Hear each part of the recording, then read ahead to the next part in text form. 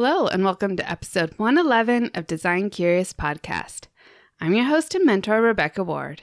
Today on the podcast, I'm talking about what we are looking for in the ideal client, how we want the client to behave through the process, what makes it go smoothly.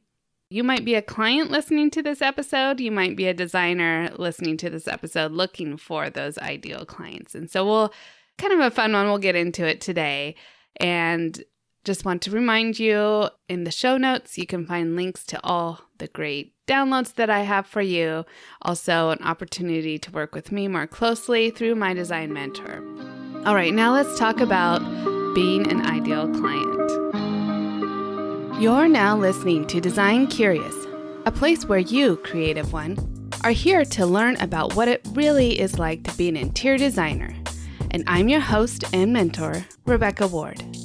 If you're worried about how to succeed in a creative career, if you're ready to learn your next steps to become an interior designer, and if you want the satisfaction of doing something you love every day, you are in the right place. Grab a coffee, a notebook, and let's dig into today's episode. So maybe you are a client listening to this and you're wondering how to be a good client for your designer, or for me, if you're one of my clients. But I'm going to kind of tell you around our ideal interactions with clients and kind of what we're looking for as a designer to get from our clients so that the process goes smoothly as possible. So let's start with the intake process.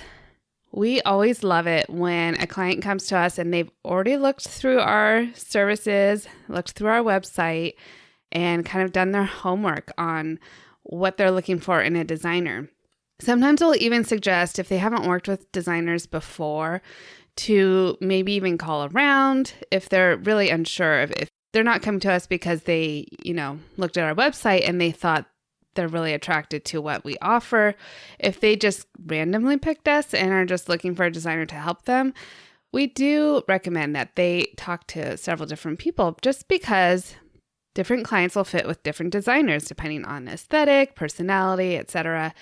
And so if there's not something specifically that they came to us for, then sometimes that can help them to understand the different approaches designers have, different aesthetic, and just make sure that they do their homework. So ideally, the person who is looking to work with us has looked at our portfolio, read through our services, our consultation offerings, and they have a pretty good idea of what they're wanting going into the project.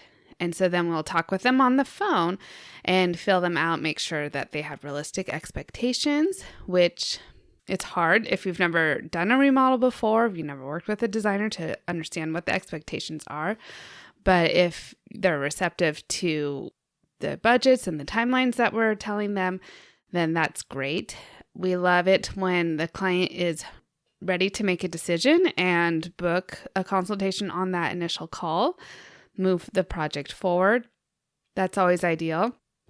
Then we always tell them that while we're waiting to have the consultation, they can send us photos or any other details they think might be helpful for us to know ahead of getting to their home. And oftentimes they will send us maybe their listing if they've just bought the house, or some floor plans if it's being built, or maybe their Pinterest board.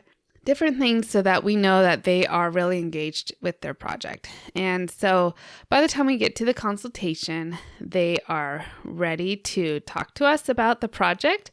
They are ready to listen about what we have to say. So I really love it when a client can walk me through their home and tell me what they like about their house, but especially what they do not like about their house. And I love it when they have strong feelings about maybe certain aesthetics or things that aren't functioning well in their house, and they can give really specific examples and details as to what they do need in their house and what they're looking for as a solution. So then oftentimes our ideal client will then want to sit down and we'll review with them, of course, their styles, aesthetics, and we'll guide them through that process and, show them our contract. But we also love it when the client is ready to, again, once they've read through our contract to understand our services, they're ready to move the project forward and sign the contract, and let's get going. So a great client will then read through the contract again, perhaps after we've gone through it with them, send us the signed contract and the retainer right away, and then we will get started. So then we'll schedule, of course, come back and collect all the information and meet with them again, like I've gone through my processes before. And we love it when the client has done even more homework in between these times to look at the Pinterest and start curating their own ideas based on what our initial consultation was of furthering that design, because these initial meetings with us are crucial because we have very few meetings afterwards until we present the presentation with the client. And so we want to get as much as we can from the client. So our ideal client will definitely be proactive in these initial phases.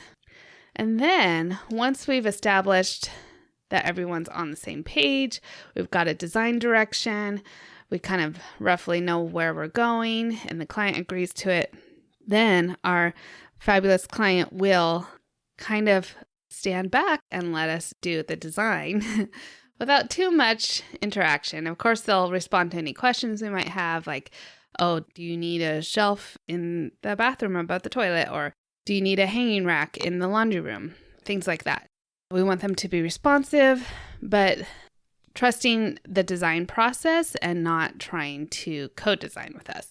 So a great client will understand that a great design takes time, and they'll want us to put as much detail and attention towards it. A great client will understand that these design fees, this portion of the design fees will be high, even though they're not seeing a lot of return for it yet. They know that a lot of work is being done and that they're getting excited for the presentation. At the presentation, a great client will be receptive to the design, but also give really good feedback. So we love it when a client is like, yes, this is the design that I want, that I love everything. But we also want to have them be specific about what they love, or if there is something that they're maybe not crazy about or just meh about, then we want to know what that is too, because we want them to love their design. It's something they have to pay for, they have to live with for a long time. So a great client will give very honest, open feedback and specific feedback at the presentation. But they'll also be willing to say yes to the things that they're ready to move forward with, so that we are not stalling the project for very long.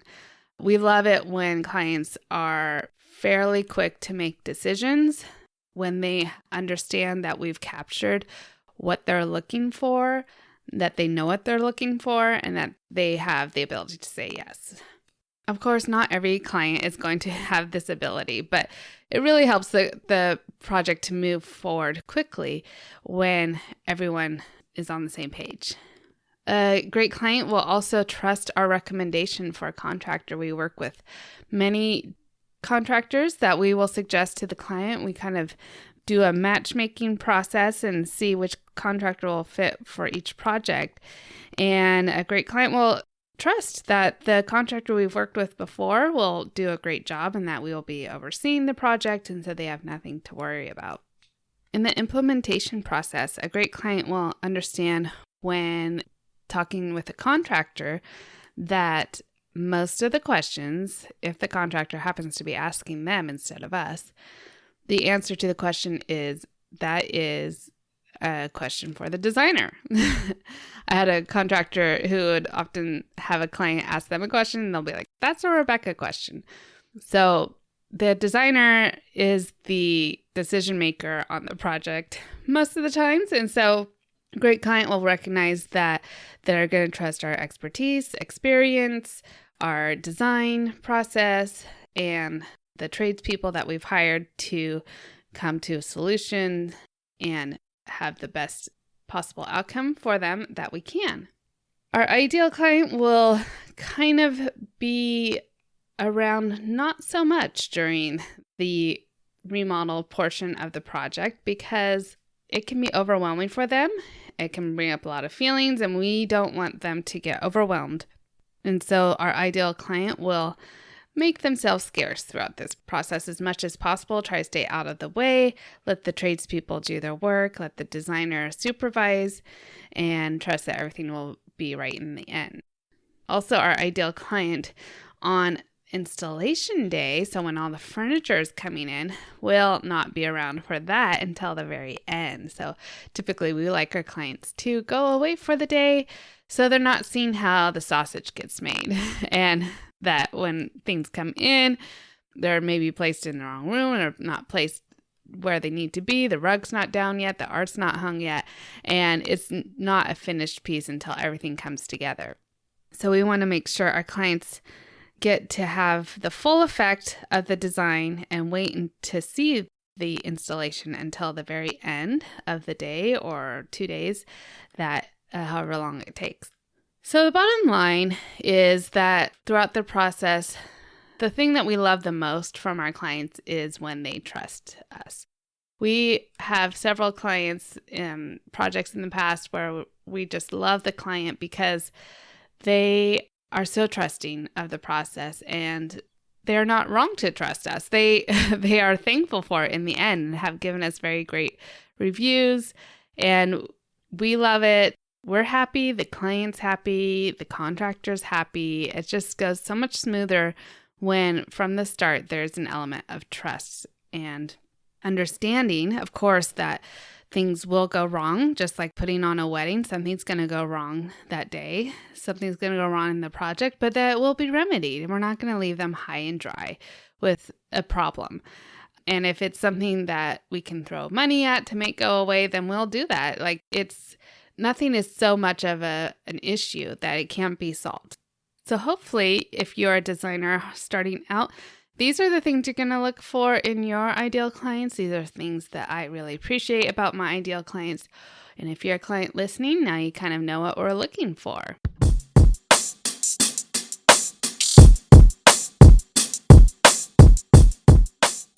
So I thought that was kind of fun going through and answering the question for maybe a client wondering, how can I be the best client through my interior design process?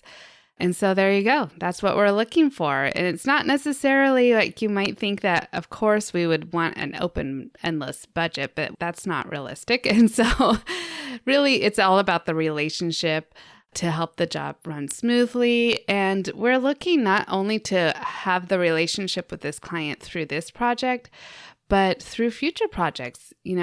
8 to 10 years down the road, we might work together again on your next home, or you might need to remodel a different part of your house. And so we want the first project to run smoothly up to the last project to run smoothly.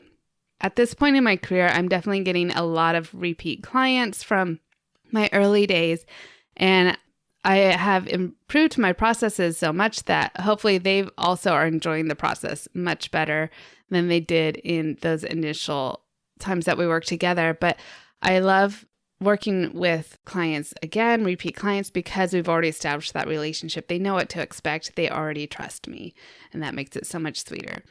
All right, so that's all I have for you this week. I hope you enjoyed it. Next week, I'll have another great episode, and until then, stay creative. Thanks for listening. If you love this episode, please leave a rating and a review. This helps me reach other curious creatives like you. If you have a topic request or would like to contact me, simply head over to my website, rwarddesign.com, or email me at podcast@rwarddesign.com.